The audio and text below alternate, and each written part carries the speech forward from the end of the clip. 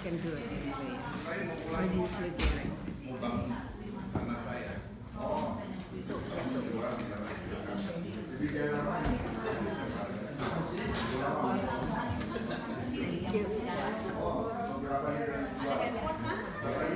Iya, kalau ini dilihatin handphone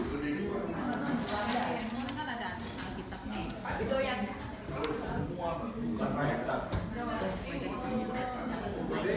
Ini aja buka Alkitab, jadi buka app-nya Alkitab, jadi kan bisa lihat.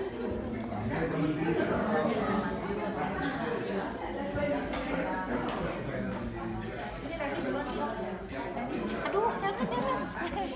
Fokus deh, difokus. That is not Holland. That's not Holland. That's good. No, it's not Holland.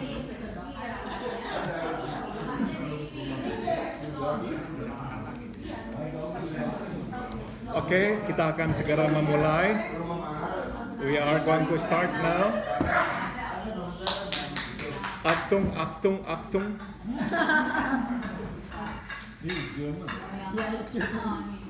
Oke, mari kita buka kitab Bilangan pasal 27. Please turn your Bible to the book of Numbers chapter 27. Kita akan membaca ayat 1 hingga ayat 11. And we are going to read from verse 1 to verse 11. Kitab Bilangan pasal 27, the book of Numbers chapter 27. Verse 1 to verse 11. Mari kita membacanya bersama-sama. 1, 2, 3. Kemudian mendekatlah anak-anak perempuan Shalafehat bin Hefer bin Gilead bin Makir bin Manasye dari kaum Manasye bin Yusuf. Nama anaknya itu adalah Mahla, Noah, Hogla, Milka, dan Tirsa. Dan berdiri di depan Musa dan Imam Eliasar. Dan di depan para pemimpin dan segenap umat itu dekat pintu kemah pertemuan serta berkata, Ayah kami telah mati di padang gurun, walaupun ia tidak termasuk ke dalam kumpulan yang bersepakat melawan Tuhan, ke dalam kumpulan Korah. Tapi ia telah mati karena dosanya sendiri, dan ia tidak mempunyai anak laki-laki. Mengapa nama ayah kami harus hapus dari tengah-tengah kaumnya? Oleh karena ia tidak mempunyai anak laki-laki. Berilah kami tanah milik di antara saudara-saudara ayah kami. Lalu Musa menyampaikan perkara mereka itu ke hadapan Tuhan. Maka berfirmanlah Tuhan kepada Musa, perkataan anak-anak perempuan Shalafehat itu benar. Memang kau harus memberikan tanah milik pusaka kepadanya di tengah-tengah saudara-saudara ayahnya. Engkau harus memindahkan kepadanya hak atas milik pusaka ayahnya. Dan kepada orang Israel engkau harus berkata, apabila seseorang mati dengan tidak mempunyai anak laki-laki, maka haruslah kamu memindahkan hak atas milik pusakanya kepada anaknya yang perempuan. Apabila ia tidak mempunyai anak perempuan, maka haruslah kamu memberikan milik pusakanya itu kepada saudara-saudaranya yang laki-laki. Dan apabila ia tidak mempunyai saudara laki, maka haruslah kamu memberikan milik pusakanya itu kepada saudara-saudara lelaki ayahnya. Dan apabila ayahnya tidak mempunyai saudara-saudara laki, maka haruslah kamu memberikan milik pusakanya itu kepada kerabatnya yang terdekat dari antara kaumnya supaya dimilikinya. Itulah yang harus menjadi ketetapan hukum bagi orang Israel seperti yang diperintahkan Tuhan kepada Musa. Mari kita berdoa, let us pray. Bapa dalam surga, kami sudah membaca firman-Mu. Sekarang kami mohon, jelaskanlah supaya kami mengertinya. We have read your word, O Lord. Now we pray, please explain this to us so we will understand it. Dalam nama Tuhan Yesus kami berdoa. In the name of Jesus we all pray. Amen. Halaman 70 di selebaran yang ada di tangan saudara, page 70, in the handout that you have. Mari kita memulai. Let's start. Kadang kita salah mengerti dan mengerti Tuhan dan menganggapnya kaku. Tambahkan kata kaku. Sometimes we misunderstand God. and we think of God as being too rigid. Pada kenyataannya Tuhan tidak kaku, Ia fleksibel. But the truth is, no, God is not rigid. Kaku, K-A-K-U, kaku. K-A-K-U, kaku. Okay. Ia fleksibel. Ya, no, He's not rigid. In fact, He is flexible. Perintahnya dan kehendaknya tinggi dan sempurna. Namun dalam penerapannya Tuhan memberi ruang untuk interaksi dan pengecualian. It is true that His command and His will are high and perfect. But when He is applying it, He is giving us room for interaction and exception. Itu sebab Abraham diberi kesempatan, tambahkan kata kesempatan, untuk tawar-menawar dengan Tuhan. Berapa jumlah orang benar yang harus ada di Sodom dan Gomora untuk Tuhan mengampuni mereka? That's the reason Abraham received the opportunity to actually have a dialogue with God, to have a bargain with God in terms of how many righteous people ought to be in Sodom and Gomorrah before God would forgive them and not punish them. Ya, remember that story. Kita ingat juga dari 50 sampai akhirnya menjadi 10. Remember, from 50, Abraham first made an offer, asked God, how about if you could find 50 righteous people? But in the end, he said, how about just 10? And God said, sure, I would not punish Sodom and Gomorrah if there were 10 righteous people. Ya, Tuhan itu fleksibel. Tuhan berjanji tidak akan memusnahkan Sodom dan Gomorrah kalau ada 10 orang benar di sana. Nah, pada awalnya Tuhan memberi perintah bahwa tanah milik hanya diberikan kepada laki-laki, kepada kepala keluarga. So in the beginning, God commanded that the land be given to the men, to the head of the families. Zelofehad sudah tidak bersuami karena suaminya sudah mati dan ia tidak mempunyai anak laki-laki. So there was this woman by the name of Zelofehad. She had no husband because the husband had passed away, and she did not have sons. She only had daughters. Kelima anaknya adalah perempuan, so she had 5 children, and all 5 were daughters. Jadi berdasarkan peraturan yang dibuat Tuhan, mereka tidak akan mendapat tanah milik. So based on the command that God had issued, they were not supposed to receive any allotment, any land. Itu sebab Zelofehad menghadap Musa dan Imam Eliasar meminta pertimbangan agar ia dan kelima putrinya mendapat tanah milik pusaka. And that was the reason Zelofehad came to Moses and to Eleazar the priest and asked them to consider that they be allotted land. Nah, melalui Musa, Tuhan mengiyakan permohonan Zelofehad. And through Moses, God actually agreed to grant the wish of Zelofehad. Bukan hanya itu, Tuhan tambahkan kata menambahkan. Peraturan yang mencakup lebih banyak pengecualian serta baik dan adil. Tambahkan kata adil bagi semua.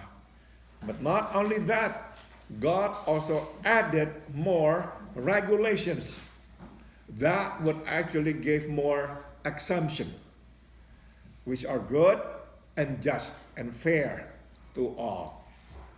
Ya, ingat saudara sudah baca tadi, mula-mula kan nggak ada anak laki, harta itu diberikan kepada anak perempuan. You remember, the first case was no son, only daughters. But then God made an exception. Okay, these daughters would get this land.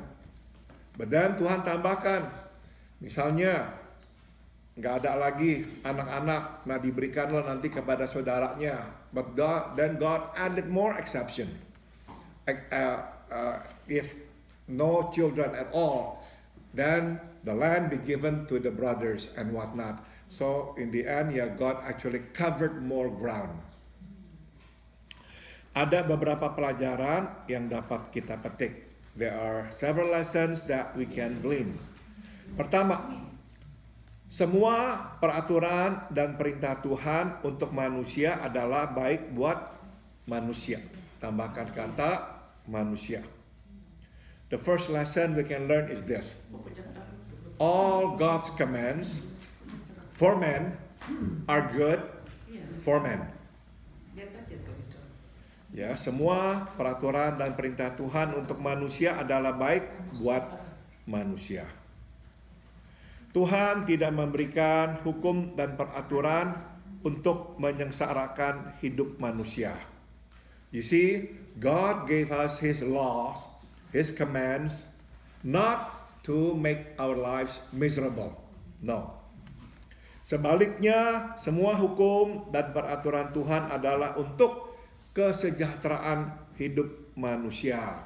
On the contrary, all God's laws and commandments are actually for our own good, for our own welfare, well-being. Jadi ingatlah ini sewaktu kita membaca dan menaati perintah Tuhan. So let's keep this in mind whenever we read God's laws and commandments. Good for us. Makin kita menaati perintahnya, makin bertambah sejahtera. Tambahkan kata sejahtera hidup kita. The more we obey His commandments, the better our lives will be. Jadi saudara, tidak ada orang gara-gara menaati firman Tuhan justru sengsara, ya. So, if we obey God's laws, no, our life will not be miserable. Our lives will be better. Ya. Jadi saudara, ingat semua hukum Tuhan baik untuk kita. So always keep this in mind. All God's laws and commandments are good for us. Kedua, ada perintah Tuhan yang lahir dari kekudusannya, tambahkan kata kekudusannya. Dan ada yang lahir dari keadilannya. Second lesson we can learn is this. Some God's commands come out of His holiness. But some of His commands come out of His justice. Sebagai contoh, perintah jangan menyembah ilah lain dan jangan berzina lahir dari kekudusannya. As an example, the commandment not to worship other gods, other idols, and the command not to commit adultery come out of His holiness. Perintah yang diberikan Tuhan kepada Israel menyangkut tanah milik pusaka lahir dari keadilannya. Tambahkan kata keadilannya. Whereas the command that God gave to the people of Israel about the land came out of His justice. Nah, setiap keluarga dalam hal ini diwakili oleh suami atau ayah mendapat tanah pusaka. So you see, every family represented by the husband or the father would receive land. Inilah jiwa di balik perintah itu. So that's the spirit behind the law or the commandment. Jadi permohonan Selafehat agar kelima putrinya mendapat tanah pusaka sejalan dengan jiwa keadilan.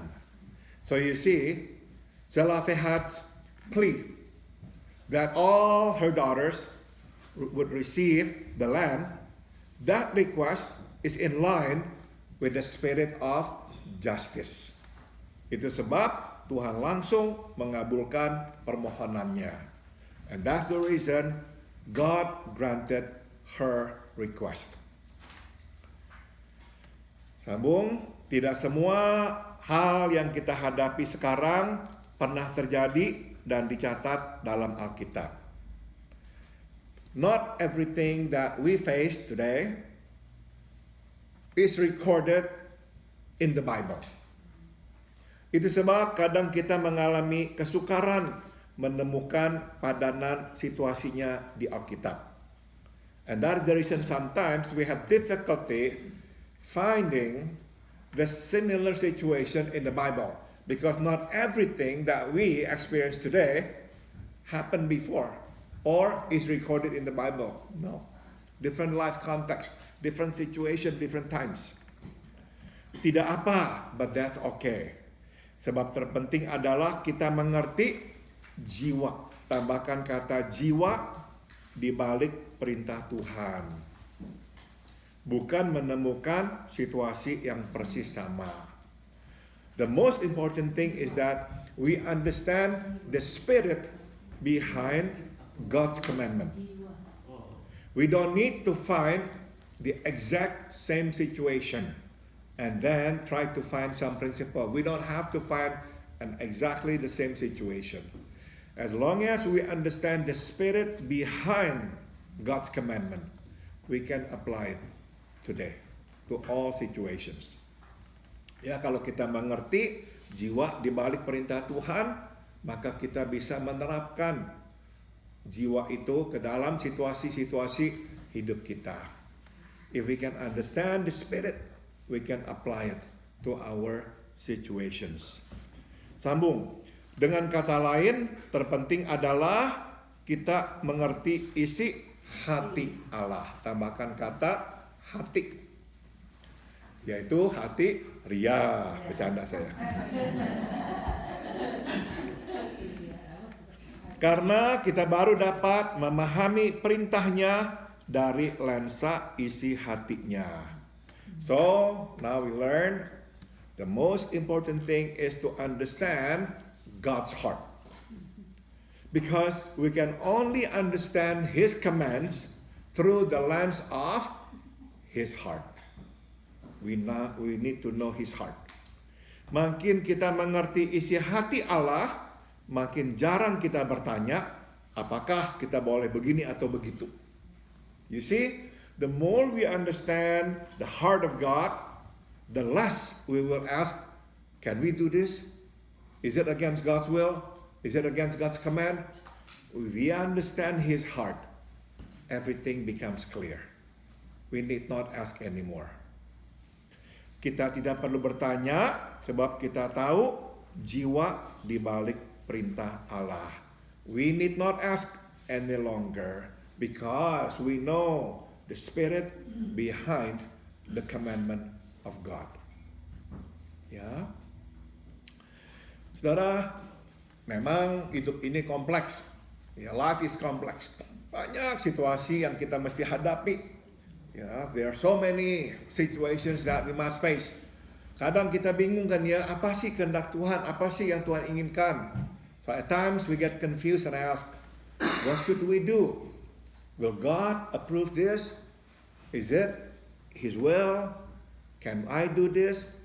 Nah, saudara, ada orang yang memang belum apa-apa kalau ada situasi seperti itu, minta tanda ini, tanda itu, tanda ini, tanda itu. I know there are some people, when they are faced with that situation, first thing they do is ask God for signs. God, give me sign. Akhirnya dapat tanda-tanda, tambah bingung. But at the end of the day, after receiving and thinking that they have actually received signs, so many signs, in the end they get more confused. Saudara, Tuhan menyatakan dirinya lewat firman-Nya. God has revealed Himself through His word. Yang Dia mau adalah kita mengerti isi hatinya. What He wants from us is to understand what's behind His commands. Sekali kita ngerti, udah jelas kita tahu apa yang kita mesti lakukan. Once we understand the spirit behind His word, behind His commands, we are no longer confused. Everything becomes clear.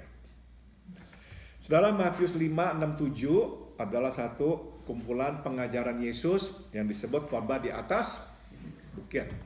You all know that Matthew chapter 5, 6, and 7 is a compilation of the teaching of Jesus, often called Sermon on the Mount. Saudara, sebetulnya tuh intisari dari Matius 5, 6, 7 adalah Tuhan Yesus menjelaskan isi hati Allah di balik perintah-perintahnya. What Jesus did actually was, He explained the heart of God, the Spirit of God behind all these commands. Makanya misalnya saudara ya, sebagai contoh saja, barang siapa membunuh salah, ya itu adalah melanggar perintah Tuhan. Ya, Jesus quoted, ya, you shall not commit a murder. That's clear. That's in the Ten Commandments. Tapi Tuhan Yesus berkata begini, barang siapa marah dan mencaci maki orang, dia sama dengan orang yang membunuh. But then Jesus explained, if you get angry and then you curse that person,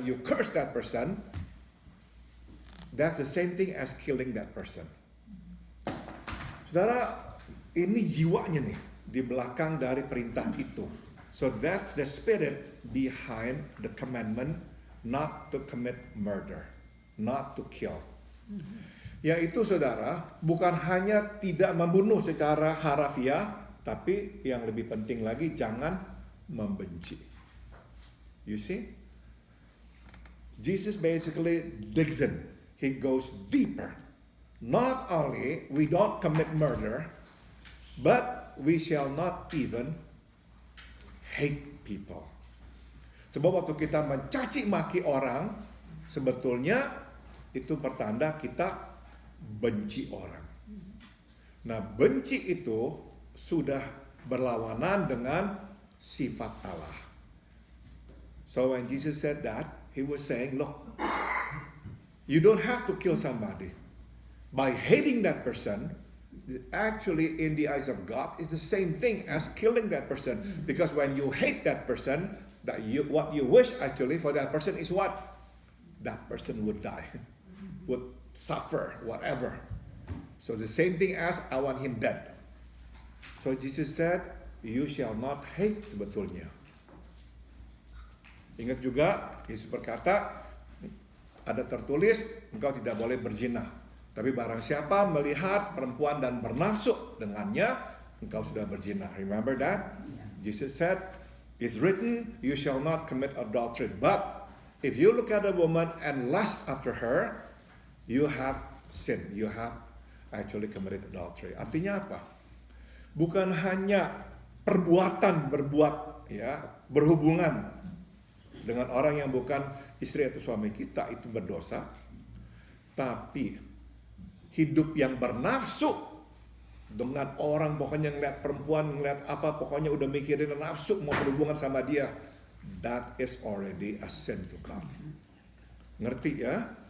If we just take it literally, oh, as long as I don't commit adultery, I'm fine, I'm holy. Jesus said, no. Look into your heart. If your heart is full of lust, whenever you see a man or a woman, you lust after her, you lust after him, all that you have in your mind is just basically how you can sleep with her or with him. To God, that's the same thing as committing adultery. Jadi saudara, sekali lagi ya, penting kita mengerti isi hati Tuhan. Mengerti roh di balik perintah Tuhan. So now we understand how important it is for us to know the spirit behind the law. It's important for us to know the heart of God. Kalau kita tahu aja isi hati Tuhan, jelas semuanya. We understand the heart of God, we can see clearly. Sambung, terakhir, ketiga, Jangan ragu datang kepada Tuhan, sebab bukan saja ia siap mendengarkan, tapi ia juga siap menerima, tambahkan kata menerima argumen kita. So the third lesson is, don't hesitate to come to God. Not only will He listen to us, but He will also hear our arguments. Zelofehad berani datang kepada Musa dan Eleazar yang mewakili Tuhan, sebab ia yakin Tuhan tidak marah dan akan mendengar permohonannya. So this woman named Zelofehad, she had the courage to come to Moses and Eleazar, and they happened to represent God, we know that, because she knew without any doubt God would not be angry. And God would hear her plea. Kita pun mesti mempunyai keyakinan yang sama sewaktu menghampiri Tuhan, bahwa Ia berkenan mendengarkan kita. We too must have the same conviction when we come to God, that He will listen to us. Jadi jangan sampai kita belum datang kepada Tuhan udah berpikir buruk. Wah, Tuhan pasti nggak senang nih, Tuhan pasti marah nih. So don't have this negative thought before we come to God. We think, oh, God would be angry at me for thinking about this, for wanting this, for asking Him for this. No, He will listen. He will listen to us. Ya, jangan sampai kita mengembangkan pemikiran percuma datang kepada Tuhan, karena Ia tentulah tidak akan sudi mendengarkan keluh kesah kita. And don't develop this mindset that, oh, it's no use approaching or coming to God because He will not listen. I'm not important to Him. No, we are important to Him. He will listen.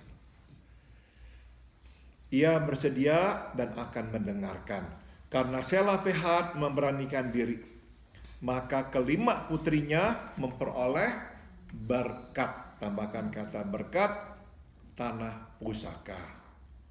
Because Zelofehad had the courage to come to God, all her daughters, 5 of them, received the blessing.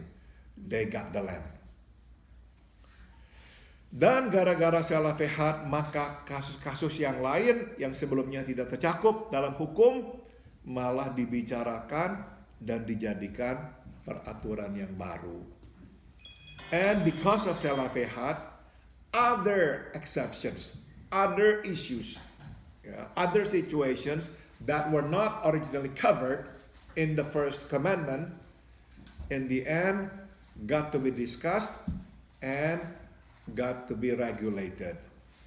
Singkat kata, saudara, gara-gara satu orang, tambahkan kata satu, maka banyak orang diberkati. Simply put, because of one person, many are blessed. Stop dulu, saudara ya. Saya sering dulu itu berpikir tentang hamba-hamba Tuhan yang saya sering dengarkan di radio yang menjadi berkat buat saya dan saya tahu banyak orang. Years ago, I used to listen to preachers after preachers in the radio when I went to work driving, and I used to think how blessed I was, how blessed I am to be able to listen to them speak about God and to be blessed by their ministries. Gara-gara satu orang mau hidup suci, mau hidup benar, banyak orang diberkati. Because of one person, because of one righteous person, because of one obedient person, many are blessed. Saudara, di sini ada Ibu Ruth. There's Ruth here. Saudara, Ruth is the daughter of Dr. Calvin Cha. Your dad, Calvin Cha, right? Beliau adalah yang memulai merintis sebuah seminari di Singapura Bible College. Ya, Saudara, berpuluhan tahun yang lalu dia mendapatkan panggilan dan menaati pimpinan Tuhan dari China. Dia pergi ke Singapura dan memulai sekolah teologi itu. Years ago, he got a call from God to go to Singapore from China to start a Bible school. Saudara, kebetulan karena saya tahu sedikit tentang sekolah itu, saya tahu sekolah itu dipakai Tuhan luar biasa. Ya, because I know a bit about the school, about the Bible school, I know God has used and blessed that school. So many people come out of that school and now minister in different churches. Nah, saudara, satu orang taat, banyak orang diberkati. One person's obedience results in many blessings for many people. It's always like that. Jangan berpikir satu orang saya taat, apa sih gunanya? Enggak loh.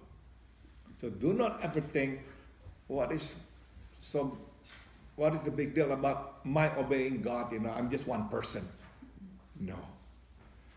Ingat, the obedience of one will result in the blessings for many.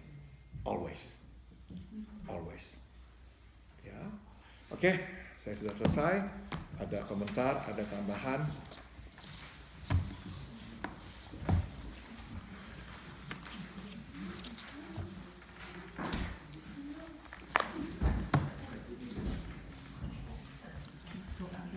Oke.